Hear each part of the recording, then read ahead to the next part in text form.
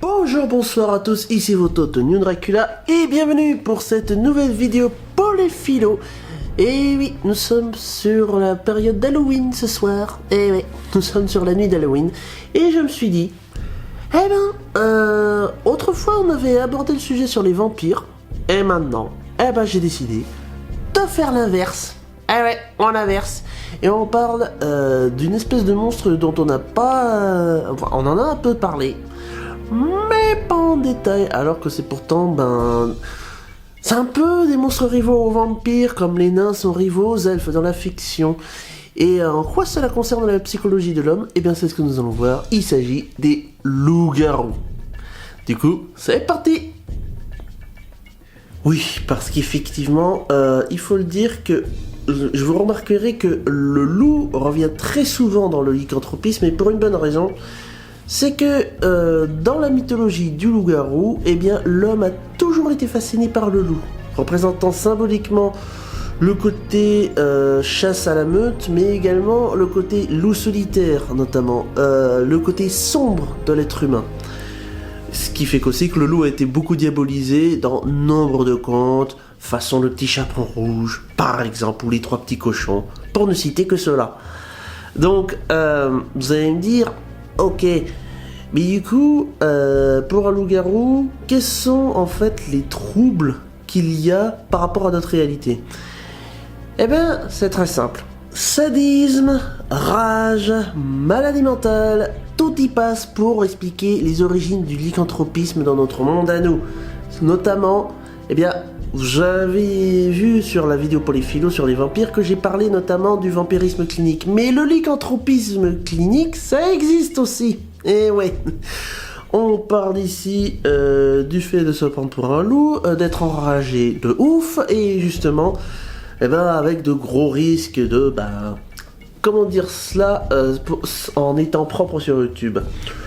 Forte brutalisation de leurs victimes, sans aucune conscience de leurs actes. Ouais. Et c'est pas... Et en plus, il y a eu des cas récents. Vous me croyez pas? En 2016, un étudiant venant de la Floride avait brutalisé un couple de cinquantenaires, justement, en faisant ce que les loups-garous font, face en réalité, donc encore plus gore. Et donc, il a été jugé en 2022 comme étant atteint de lycanthropie clinique et a fini dans un hôpital psychiatrique. Ouais. Donc ouais, le lycanthropisme clinique, ça ne date pas d'hier, mais il y a encore des cas récents aujourd'hui. Et oui, je suis sérieux. Mais alors vous allez me dire, mais le lycanthropisme, ça a l'air absolument incontrôlable. Comment c'est possible? Parce que New Dracula, tu avais expliqué justement comment vivre en tant que vampire dans la vidéo Polyphilo sur le vampirisme. Mais là, ça semble impossible. Eh bien, vous seriez surpris du nombre d'alternatives qu'il peut y avoir. Alors, en général, dans la fiction, comment se débarrasser d'un loup-garou? Alors, c'est très facile. Bon. Vous pouvez effectivement utiliser une fleur consistant à repousser les loups, mais vous pouvez également, si vous le désirez, utiliser les balles d'argent ou les couteaux d'argent. Coupez, tirez là où vous voulez, une seule balle d'argent et adieu le loup. Alors, c'est rigolo que je dise ça parce que, bon, soyons clairs, une balle d'argent venant d'un pistolet ferait également mouche chez un être humain. Hein. Non, parce que hormis tous les symptômes liés au fait de se prendre une balle, vous avez en plus, ce n'est pas une balle de plomb.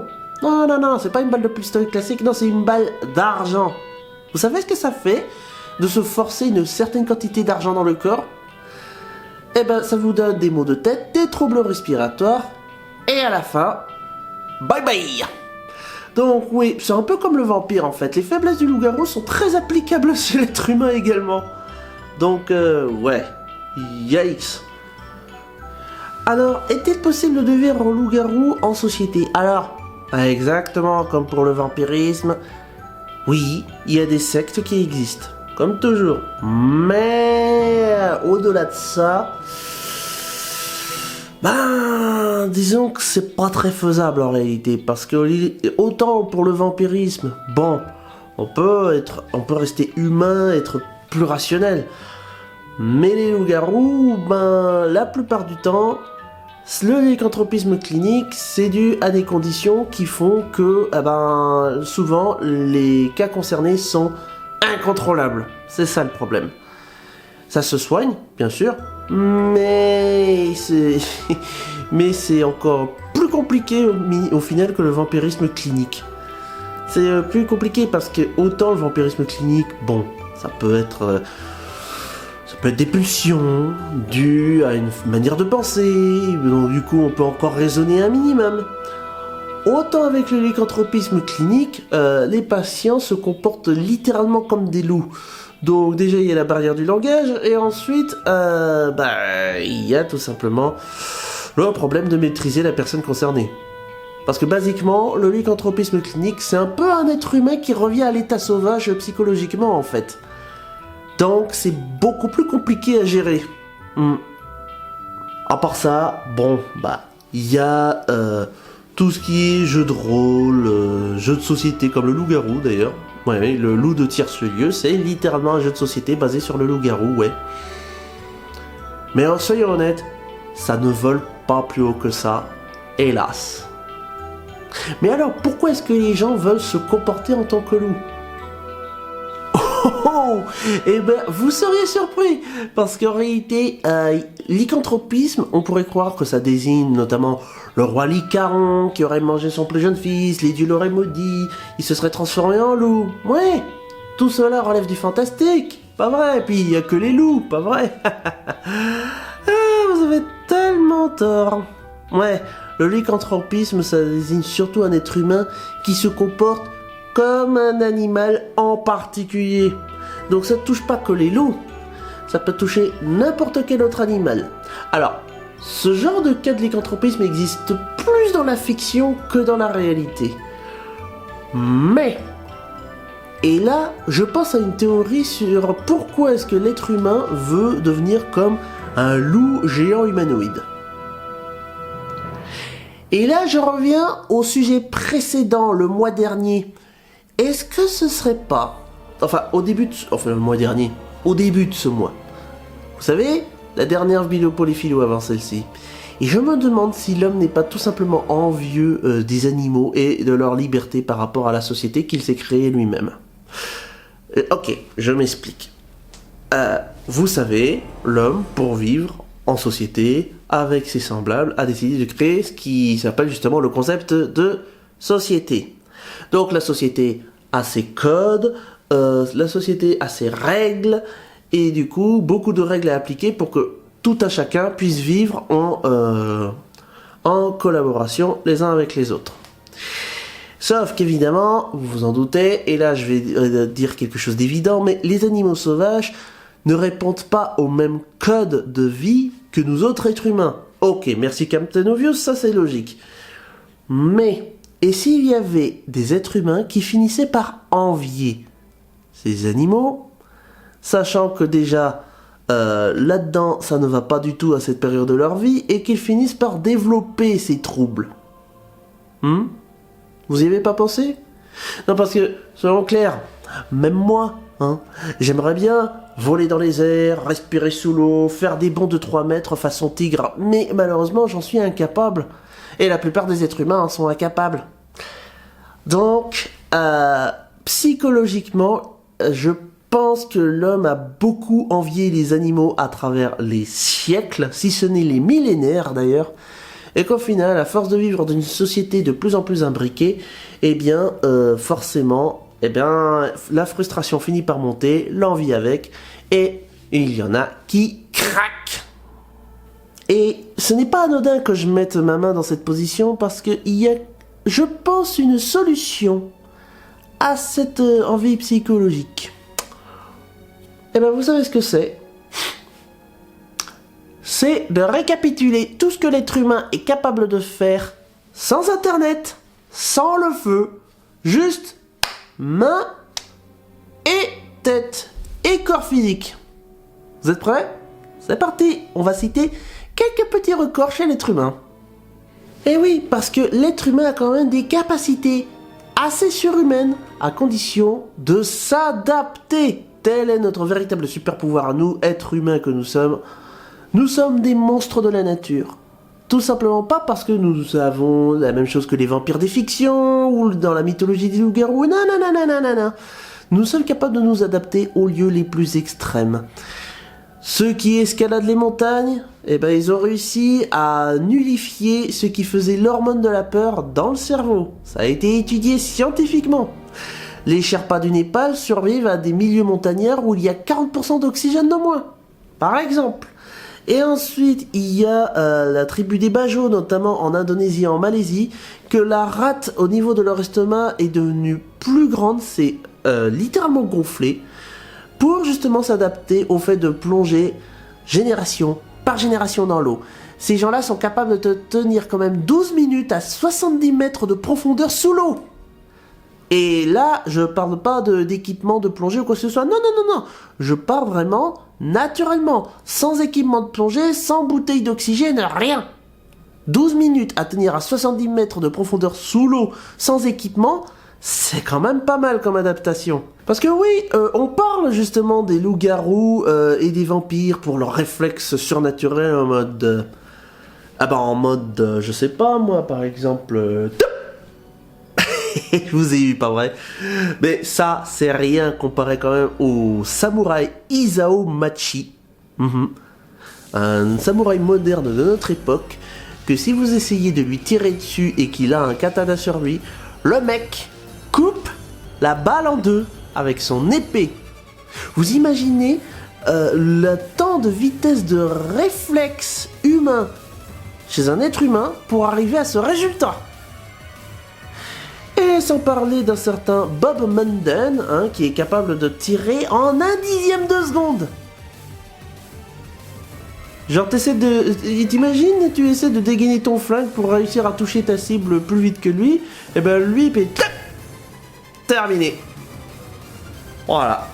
Et vous allez me dire, mais comment c'est possible un truc pareil? Et ben sachez que même les scientifiques sont perdus. Ils essaient encore d'étudier leur cas en mode comment est-ce qu'ils font. Donc même eux, ils sont perdus. Et sans parler des records du monde, du genre Usain Bolt, bien sûr, qui a largement dépassé les 30 km/h, qui est censé être la vitesse maximum chez l'être humain quand même. Deux choses. Et oui, croyez-le pas, mais rien que l'être humain normal a deux capacités, à lui seul, sans invention ni rien, qui sont assez dangereuses. Et c'est très similaire aux vampires et c'est très similaire aux loups-garous. Vous savez de quoi je parle. Et si vous trouvez que ces ongles sont longs pour un homme, sachez qu'en habitude, et vous avez vu mes vidéos pour les philo précédentes, eh bien, ces ongles-là sont habitués à être 3 à 4 fois plus longs que ça. Si. Alors évidemment, c'est limité chez nous, c'est de la kératine, et en plus, ça finit par se casser, donc du coup, il faut tout rééquilibrer. C'est long, c'est chiant, mais ça se fait. Mais n'empêche que, ouais, comment me dire, vous savez, et pareil pour les dents, je rappelle quand même que l'être humain étant un omnivore, on a les incisives pour couper, les canines pour déchirer, les molaires et les prémolaires pour broyer, et encore, si on regarde bien, mes prémolaires sont quand même vachement pointus, comme des crocs. Et c'est peut-être dû à mon régime alimentaire. Mais on n'est pas là pour parler de ça. Mais en attendant, sachez seulement que oui, ça transmet des maladies. Ouais, vous pensiez que tout ce qui est vaccin à l'hépatite B ou C ou au tétanos, c'était dû au fait que ça traînait dans la nature? Que nenni, ce sont des infections qui peuvent arriver par griffure et morsure humaine si cela n'est pas traité. Mais, donc ouais, on a tous cette capacité, que ce soit de l'enfance à l'âge adulte. Griffures et morsures humaines peuvent transmettre des maladies. Et je suis sûr que c'est en particulier à cause de ça que les vaccins concernant ces virus ont été créés. Eh ouais. Donc, ouais, on est tous potentiellement dangereux. Alors après, il y en a qui vont dire « Oui, mais bon, un être humain qui en mord un autre, déjà, c'est un problème de maîtrise de soi et de frustration, et de deux, qui fait ça ?» Alors, c'est un peu comme le coup de pied entre les deux, en fait. Ça, déjà, c'est une technique d'attaque qui est imprévisible, déjà d'une. Et dans tous les cas, hein, quel que soit, vous pouvez faire de la boxe, des arts martiaux, de kung-fu, peu importe. Si si l'idée vient en tête à votre adversaire de vous mordre ou de vous griffer, il va le faire. Il va le faire, il va pas hésiter. Eh oui, les combats dans les arts martiaux et les combats dans la rue, c'est pas la même chose. Et donc, du coup, et donc je rigole, mais en réalité, je rigole jaune, parce qu'en réalité, ce genre de sujet-là fait très peur. Et pour cause, vous savez quelle est la puissance de morsure dans une mâchoire humaine? Entre 650 et 1000 newtons de force. Ça correspond à quoi 1000 newtons de force? Ah oui, ça y est, ça me revient maintenant. C'est la force nécessaire pour casser un os chez l'être humain. Ouais. Notamment un crâne. Il y a des êtres humains dans ce monde qui pouvaient casser le crâne d'autres êtres humains avec leurs dents. What? Ouais, d'où la justification de la dangerosité de l'être humain de base. Donc, oui, on a beaucoup de choses à envier aux animaux, mais en même temps, notre capacité d'adaptation fait que l'on a des capacités supérieures à eux, et que c'est exactement ce que je disais pour la vidéo Polyphilo concernant l'orgueil et l'envie. Il ne faut pas oublier nos propres capacités, chose que l'être humain a tendance à faire. Mais alors, avec toutes ces histoires, le lycanthropisme semble être une influence uniquement négative dans tous les cas. Pas du tout. Effectivement, heureusement, le divertissement, ça existe, et forcément, il y a de nombreux cas de loups-garous dans la littérature, dans le cinéma, et également dans les jeux vidéo. Alors, en ce qui concerne la littérature, évidemment, comment ne pas citer le professeur Remus dans Harry Potter et le prisonnier d'Azkaban. Et oui, il s'agit du frère de Sirius Black et il s'agit d'un loup-garou. Autant Sirius Black se transforme de manière lycanthropique via c'est un animagus. Ouais, si je me souviens bien, ouais. Un animagus donc est Sirius Black et qui donc est capable de se transformer en loup. En revanche, Remus, lui, est un pur loup-garou, et s'il prend pas ses cachets et que la pleine lune apparaît, il devient incontrôlable. De nombreux fans de Harry Potter ont été marqués à cause de cette scène. Yikes! Vous imaginez la crainte de voir un professeur dévorer ses propres élèves? Et autrement, au cinéma, vous avez également Gabriel Van Helsing du film Van Helsing. Et oui, alors il n'est pas un loup-garou dès le début, mais il se fait infecter par la lycanthropie, et c'est avec ça qu'il réussit à combattre le grand méchant lors d'un combat final épique. Je vous conseille d'aller voir ce film. Et vous avez également, entre autres, Jacob, ouais, dans Twilight. Ok, Twilight. Ok, Twilight, we see you. Mais le truc, c'est que du coup, il est dans sa forme de loup, il est plus un loup d'apparence classique qu'un loup-garou humanoïde. Mais comme ça a déjà existé dans les différentes mythologies de la civilisation humaine, ok, l'exemple est valide. Mais vous avez également Lucien dans Underworld, le premier loup-garou de cet univers. Ouais, c'est impressionnant. Pour ceux qui suivent mes let's play, Castlevania Legacy of Darkness, bien sûr. Cornell, évidemment, premier exemple de loup-garou qui me vient à l'esprit. Et alors, il y en a aussi dans The Elder Scrolls, par exemple, dans la série des Elder Scrolls. Mais comment dire, on a commencé très fort avec The Elder Scrolls 2, mais alors... Et je trouve ça criminel avec cette série, c'est qu'en fait, on a eu quoi? À travers la série, on a dû avoir 2-3 exemples de lycanthropes différents. Ouais, différents, ouais. Différents à quel point? Vous savez quoi? Il y a tellement de choses à dire à propos de ça que je crois que je vais le chanter.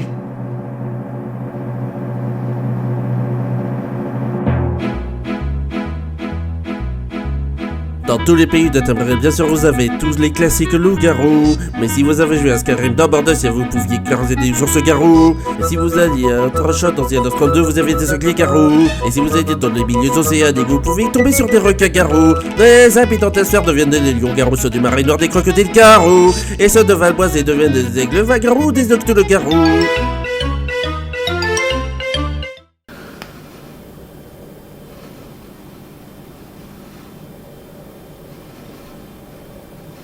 En conclusion, eh bien, je dirais tout simplement que les loups-garous en général sont le produit d'une frustration ancestrale de l'être humain de ne pas pouvoir se comporter comme à l'époque où ils étaient à l'état sauvage, dû à une société qui évolue de plus en plus et qui commence à imbriquer de plus en plus l'être humain à se comporter de manière rationnelle et civile.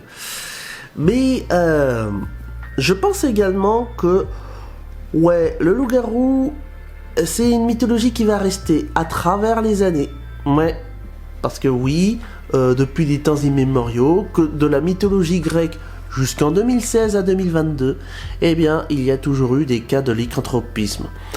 Qu'elle soit réelle ou pas, alors bien sûr, mettons les choses au clair, les gens ne se changent pas en loup comme ça, comme dans la fiction. Non.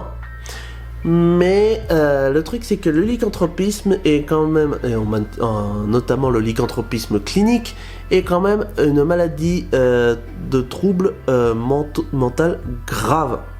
C'est une maladie de trouble mental très grave qui du coup existe clairement depuis des temps immémoriaux.